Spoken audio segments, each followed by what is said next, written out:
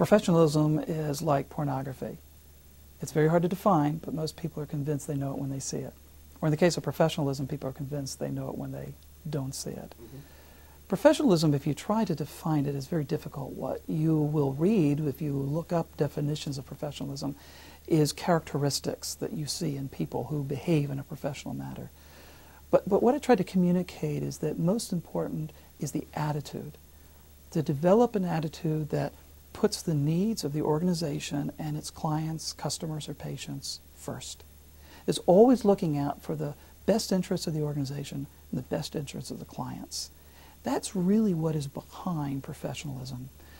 Asking yourself the question in whatever environment you're in, what's best for the organization, what's best for the people that I am serving. And that really then provides the framework by which you operate, by which you respond to problems, by which you seize opportunities that exist in the work environment. I think it's important to recognize that you communicate that attitude in several different ways. First of all, you communicate it verbally, the words that we use, but also the inflection in our voice, the volume, the tone that we use. We also talked about how important it is to recognize the nonverbal ways that you communicate an attitude. Nonverbal communication sometimes can be so powerful that it overwhelms the words that we use.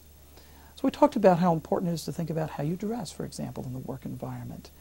We might like to think it shouldn't matter how I dress, but how you dress does communicate a message. And the important thing about being a professional is you ask yourself, what is the message I'm communicating? By my attire, by my posture, by my hand motion, by my facial expression.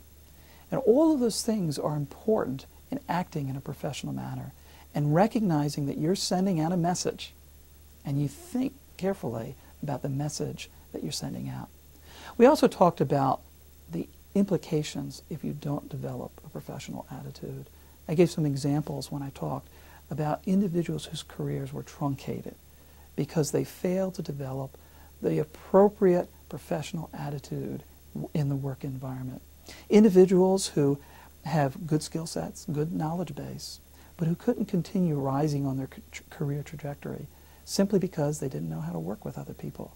They didn't know how to adopt a professional attitude, and that those things created a barrier that inhibited them in their professional growth. Finally, what I tried to do is challenge students, recognizing that professionalism begins with an attitude. Attitudes are contagious, and the thing that you need to ask yourself is yours worth catching?